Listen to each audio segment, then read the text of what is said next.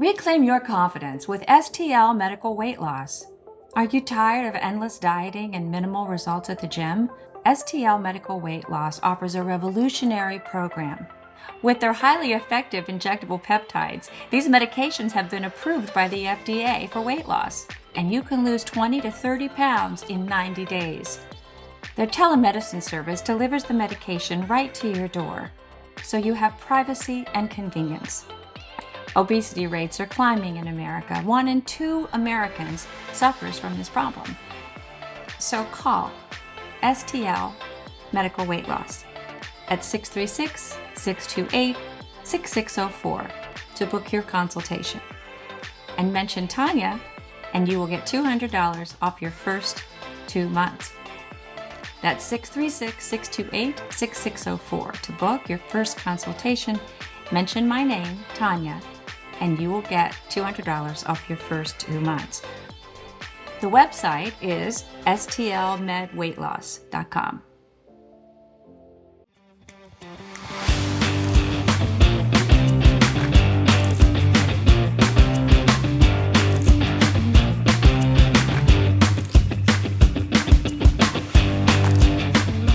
Welcome to One Date to Love. My guest today is Dr. Carole Lieberman. She's a psychiatrist who specializes in relationships and love. She's also an author.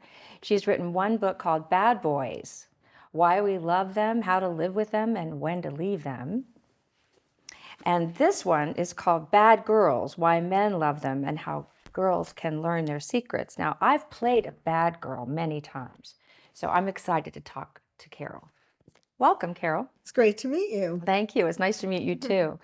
So it's a little bit of a turn the tables thing because you said you wanted to talk about me. Well, you said you wanted to get on a faster path to love, or a more I do. successful path to love. I do. I had a very happy marriage, and I was married for 21 years. And before that, I dated a lot. And I never had any trouble meeting people. I never had any trouble finding somebody that I wanted to date. I did find it difficult to find someone I wanted to marry. Mm-hmm.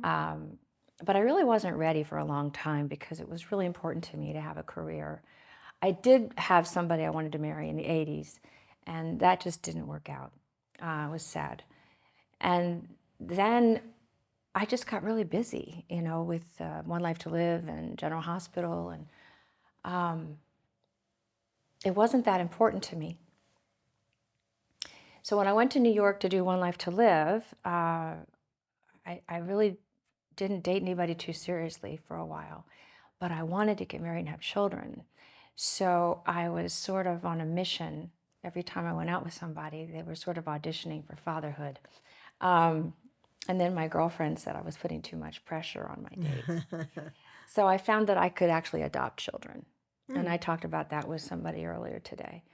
And then as soon as I took the pressure off myself that I could adopt children and I could just have a good time with somebody without thinking about how it was going to go, that's when I met my husband. I just was absolutely blown away. That God even wanted us to be together. He was from Cleveland. Who would, you know what I mean? Now I love Cleveland, but at the time it sounded like a horrible idea. So anyway, I just kept putting my worst foot forward because I knew this wasn't going to work. I knew that God didn't want me to move to Cleveland. So I just said, well, I'm just going to show him all my flaws. I'm not going to put on any airs. I'm just going to be completely me.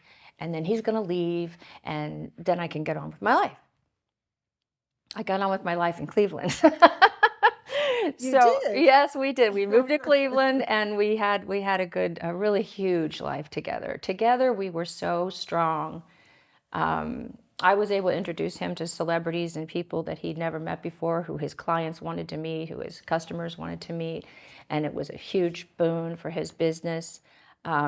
He was able to help me get more organized and be able to do flow charts. I produced a film. He showed me how to do a backwards flow chart so that the thing, which I'm using for this, so that the thing I want to end up with is you go backwards from there. It was just we were great. We were also sort of volatile together. He had, I didn't know, bipolar disorder when I met him. So we had to deal with that, and that was hard. But, I got married forever. I didn't get married for a while. Yeah. So then he got cancer, and that was dreadful. And I had two incredible daughters, which honestly, they are the absolute love of my life to such a degree that I can't even imagine anybody ever experiencing life without this kind of love. Um, I mean, when people say they'd walk through fire for their children, it's true. Yes, I have a daughter too. I know what you mean. I just love them so much, and I'm so proud of them, and I love being with them, and I love their company, and I love who they are. I love their sense of humor. I just adore my kids. So that's probably crazy, but I really do. So I did meet somebody after I started going to these websites, and I fell for this person, and this person fell for me. And this was after Ed had been gone over 3 years, 4 years, I guess. And it didn't work out, and it got me very depressed. I'd lost all this weight, and I gained all of it back. Nobody had ever dumped me. I'd never been dumped. And Well, wait, no, you said that earlier you had met someone who you thought you were going to marry and that didn't work out? that was in the 80s. Yes. He had asked me to marry him, and I'd said yes. And then I changed my mind for whatever reason. And he was humiliated and took it out on me for the next several years. So I hope nobody's watching here that knows him. But he just couldn't trust me, I guess. So that wasn't where you were dumped. Okay. No, not really. I just wanted to get married after that. We got back together, and every time I said, the reason we're fighting is because we're not married and we're living together, and I can't do that. It's not for me. He'd say, we can't get married because we're fighting. So, So it was an impasse. mm-hmm. So what you were starting to say about you noticed with the man that you were dating, you noticed that things changed. Yeah, they did. And so I looked it up on YouTube. What to do when a man pulls away. Right? And I couldn't believe I looked this up on YouTube. There's so many guys on YouTube that are giving advice to women. Yes, you can't believe. Yes, I know. And what did they say to do? Let him walk. Don't chase after him. Don't call him. Ghost him. Don't do anything. Don't tell him how much you love him. Don't tell him you really miss him. Don't tell him anything. Just let him go. Well, I find that very hard to do. For most women. Yeah, yes. because you there's this stupid thing that we do. We want to know why. Or what happened? Why did you change? What did I do? Right. And you obviously don't understand that how special what we have is. You just clearly don't understand. And I just couldn't believe it. And but I tried to do that. It didn't work so well, but I tried. And he was emailing me. So then I started sending him YouTube videos. and I realized at the time that we really shouldn't have started dating at all, because he'd been married for 40 years. And I was the first girl after the marriage. So soon after that, I went out to do some work in different parts of the country. And he had been talking to somebody in England. And by June, he was living in England and engaged. And by September, they were married. So she called me and texted me. And it was the nicest thing. It really was. Because she wanted me to know that she knew I was going to find somebody, and that he had never had anything but good things to say about me, and I don't have anything but good things to say about him. And that she had been a widow, and that she'd had 2 adult kids, and that she kind of knew how I felt, and she was sorry that she saw how hurt I was on an interview that I did for YouTube. So my question now is, for some reason, I keep picking people that live in Florida. it's like because there was Well, it's somebody. better than Ohio. But there was, I know, right? Well, it depends. I don't know. But there's something about having somebody right close, that too close. It's scary that they could just come over any time, or they could just bang on the door any time. Uh-huh. I don't know what that's about with me. Okay, so you're living in Florida now. No, I live in Palm Desert. Oh, yes, that's right. So how close, Florida isn't that close to Palm Desert? No, I keep picking people that live really far away. I see. Okay. Well, now Yeah. here, what do you think? Did you ever find out? Did he ever tell you what changed? Mm-mm. His No. feelings just changed, that's all. Do you think it's because he then came upon this woman Maybe, in England? maybe. Maybe it was my financial situation. Maybe it was I don't know, my career. Maybe it was, Could he have been intimidated by you? nah, no, no. I just know he knew that I had a lot of things I still wanted to do. Mm. And at the same time, I didn't have to do them, Uh-huh. Uh-huh. you know. But I think he might not have really believed that, but it's true. Because when I met Ed, I knew I was giving up my career to get married and have children, and I knew that. And he told me I was never going to have to worry about money. And so I just worked. I did the Derby Stallion. I did play here and there. I did an episode of this or that. But basically, I was a stay-at-home mom with him, and lots of philanthropy. Lots of. I produced this film that made $5 million. I was an investor on Broadway. We invested in To Get Your Gun. We invested in what else did we invest in? Enchanted April. I won an associate. What do you call it? Associate producer. I won a Tony for that. Yeah, it was fun, but it wasn't like I was a career person. You know. And what did this man do in Florida? He had been a senator or congressman. Well, was he giving that He up? gave that up already, and he was enjoying his life. Uh-huh. You know? It is true that sometimes men, they want a lot of attention. And sometimes if they feel that they're not going to be getting enough attention because you have other things in your life, that can be, that could be a reason why. Whereas this woman in England, perhaps wasn't planning on doing any work. But it's interesting to kind of help you for the future.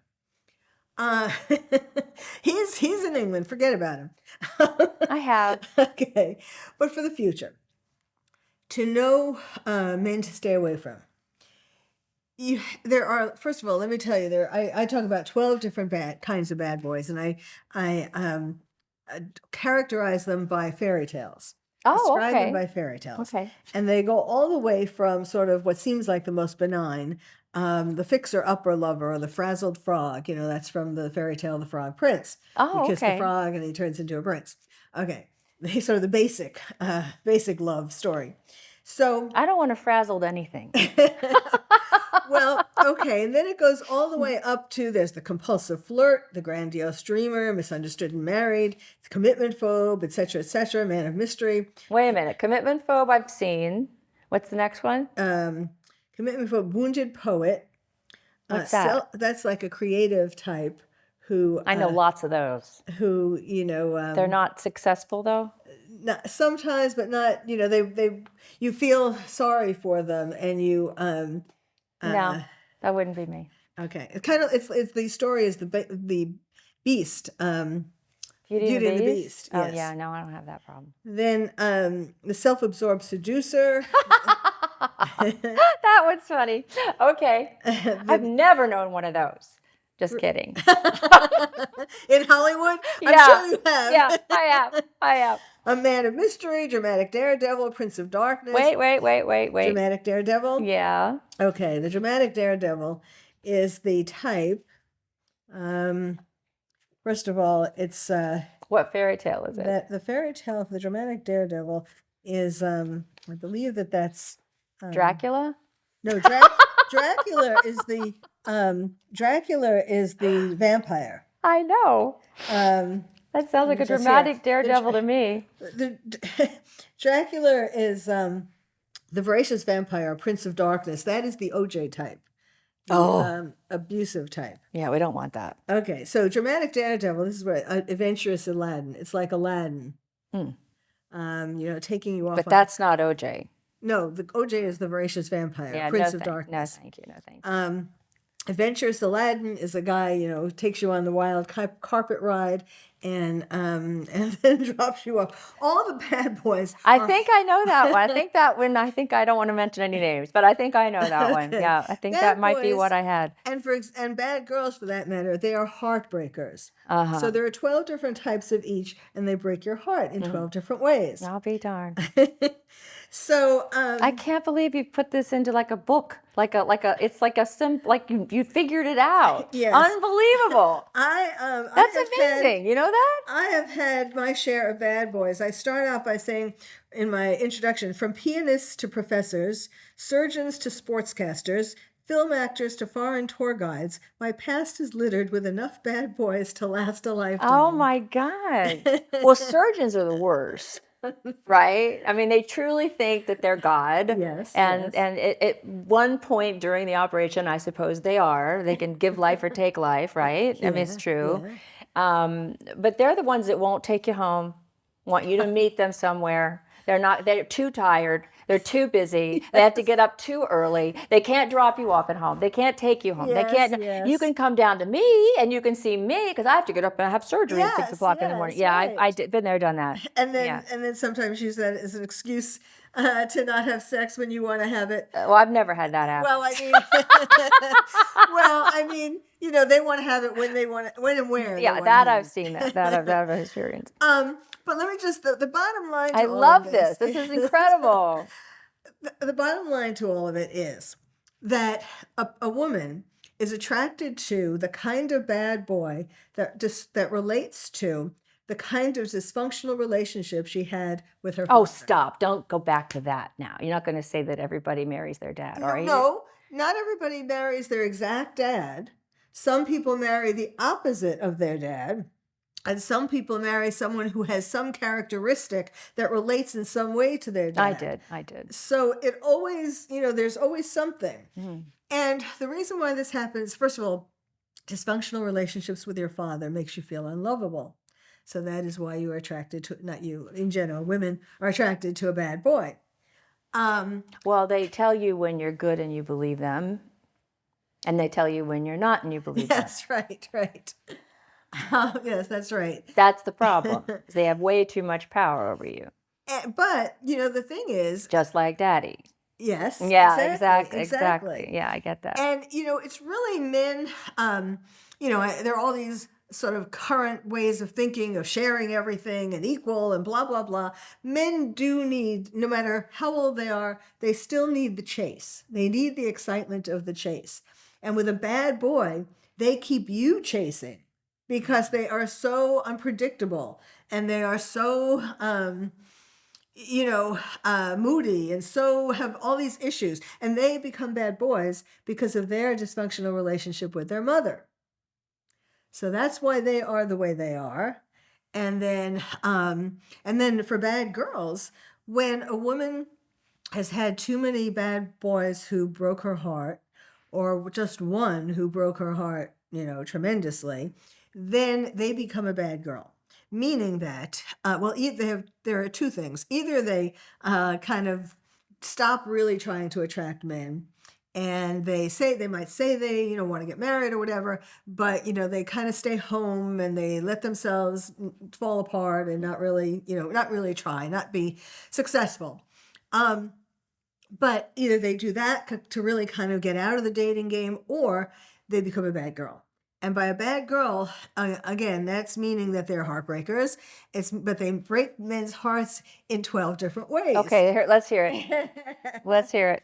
Of course, the first one, the most obvious one, is the gold digger, the addict, the sex siren, the sexual withholder, the married woman on the prowl, the commitment phobe. There's a commitment phobe, bad boy and bad girl. The husband hunter and trapper, the husband stealer. What's that? The husband hunter and trapper is a Gets woman. pregnant on purpose? Well, yes, that's one way. Okay, okay. Yes. Or, for example, I interviewed 100 guys for this book, Mm. and I wrote down picked out the best stories. Mm-hmm. And so one story from The Husband, Hunter, and Trapper was a man who met a woman. He liked her. They were dating and so on. And she told him that one day, I think they were living together, and she told him that she had cancer. And she brought home all these pills, and she had a daughter from a previous relationship. And so she told him that she needed to marry him because the cancer was getting worse, Oh my God. and she wanted a father for her daughter. Oh my gosh. And so please marry me. Oh You my- got to marry me. oh We're my living together. Gosh. And so he married her. And Wow. it turns out She didn't have cancer. she didn't have cancer. I think this has been on TV. This has been on a soap. I remember. It's been on a soap. Somebody said they had cancer and they didn't. Yeah, yeah, yeah. And then, let's see, Ultimate Damsel in Distress, Cougar, Ballbuster. Wait a minute. What's an ultimate damsel in distress? An ultimate damsel in distress is a woman. See, guys like to help damsels in distress Okay. because that makes them feel more secure, like the woman really needs him. Okay. And so she's not going to dump him. Oh. So if a woman has, like, honest to goodness, not pretend cancer, things, and it could be simple things. It could be that she has a car that keeps breaking down, or it could be more complex kinds Isn't of things. that a pain in their neck? Well, yes, but no. See, okay, but then that gets to the attraction of bad girls. How does a bad girl get a guy to begin with?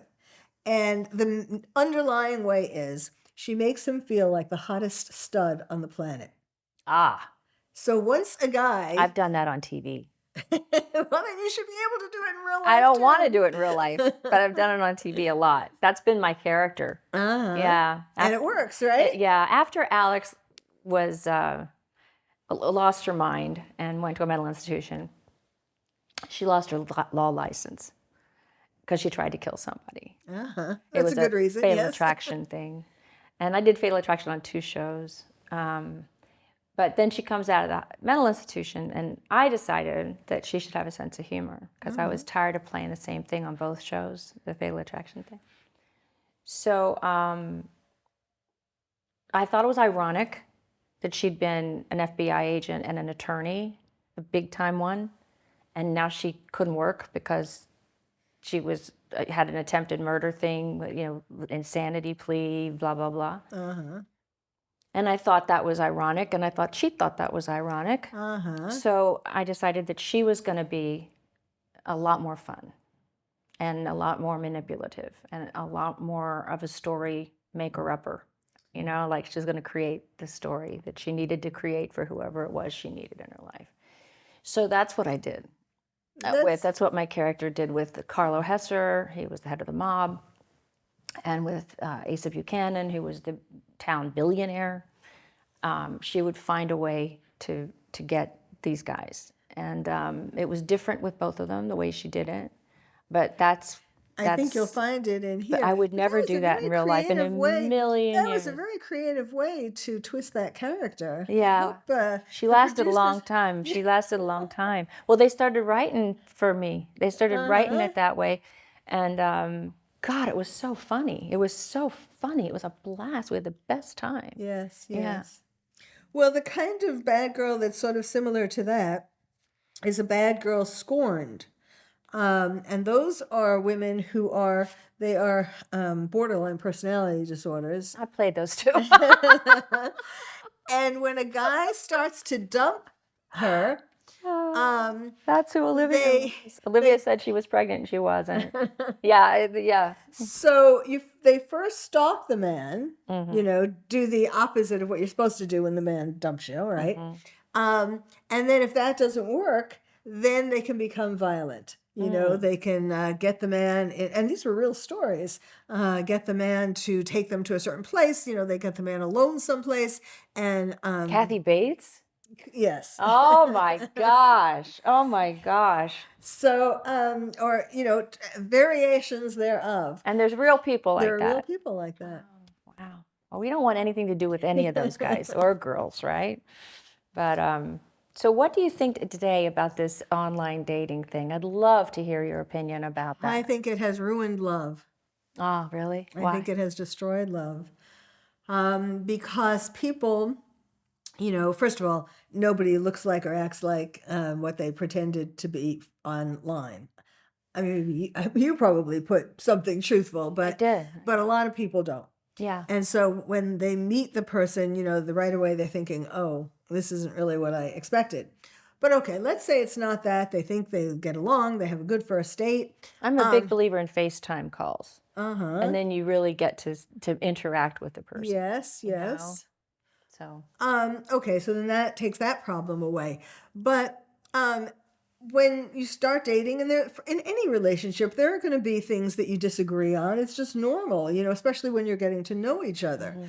Or you're going to say something that triggers the person because you don't know that, about them and so on. And so nowadays, when that kind of thing happens, it's so easy, and it's usually the guy who does this. It's so easy to just go back to the dating app. I don't want to bother going through all the hassle of working this out with you. I'm just going to find someone else who's going to be perfect. I think that's what happened. I could be wrong, but that might be what happened. So maybe not with that one, but with another one. So they go back to the dating app, and then that ends it. I mean, it's just so easy to just, flip through and, oh, maybe that one, I mean, So instead of working through your issues with somebody, they go Right. back to the dating app that they Right. were on before where they met the person. Right. Yeah, I get it. I get it. That's a shame. Or to a different dating app. And that's why, the dating app Bumble, that's the one, right? Where the woman Yeah. picks. Is that the one where you found this? No.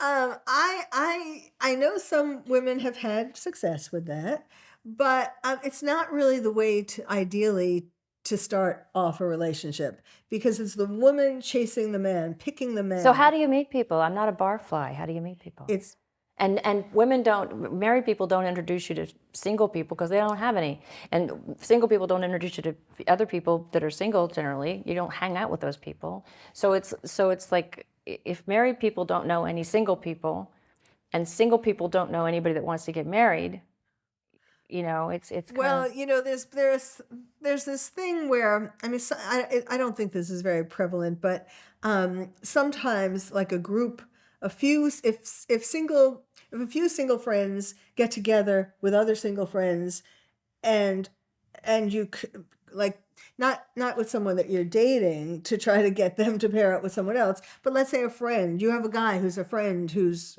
who's looking for someone, and so couples in that sense, friends get together, and then you kind of hope that somebody, since you're all friends, will how many single friends do you have when you're married though? well, not many. Right. So you get divorced, you don't have any, and somebody dies, you don't have any. And I don't know where else, if you don't want to go to bars, I don't know how you're supposed to meet somebody without an app. Well, because by going to things, or activities or organizations that are of interest to you, Okay. where you will then likely meet somebody who has the same interest. Join a hiking group or pickleball Or yeah, yeah, pickleball. basket weaving or take Spanish class. Okay, I get it. Something that It takes so much energy. Yes, it does. It really does. How many? It's like the app doesn't take that much energy, It really doesn't. That's true. And it's like shopping for men online. Amazon. It's like Amazon for dating. Oh, that's nice. That's nice. That's nice. No. I think I like that one. That was okay. Let's see what better. Oh God, no. And it's just like looking for a dress. Yes. The problem is that the consequences are much higher. The stakes are much higher. Right. And I mean, it has to be something that you really are honestly interested in. It could be a pastime. It could be something like boating or whatever. Like so playing mahjong's not going to help no, me. mahjong isn't going to. But I'm getting ready to take mahjong lessons. I swear I am. And everybody will be old and Jewish, but I want to learn how to play. women. I know. But like a sport, Or like, for Dancing. example, Dancing class. yes, dancing is great, really. Yeah. But you meet these old people that are not cute. I still want cute. Am I dreaming? No, you could be the what did I say? The oh God, the cougar. There's nothing wrong with being a cougar. You mean a younger guy? Yeah. Oh, God. Really? Really? Yeah. I don't know. My kids will probably kill me. I can look into it. I'll look into it. I'll tell you what. I'll take what you had to say. I'll apply it to my life, and when you come back, I'll tell you how things went. Okay. All right. That's good. This has really been wonderful. I've loved having you. Thank you. It's been Hasn't fun. this been fun? It's been really fun. Carole has her own show. What's your show called? Well, I have a radio show called Dr. Carole's Couch, and I have a podcast called The Terrorist Therapist Show, but that's not where you'd want to go for dating. No, not a terrorist therapist. No, no, we're not interested in that. No, no Timothy McVeigh clones. But your other one is called Dr. Carole. Carol's Couch on Voice Dr. America. Carole's Couch. That sounds wonderful. I used to be on Voice of America. Anyway, thank you so much for being here. Thank you very for welcome. being here. And stay tuned. We'll be right back.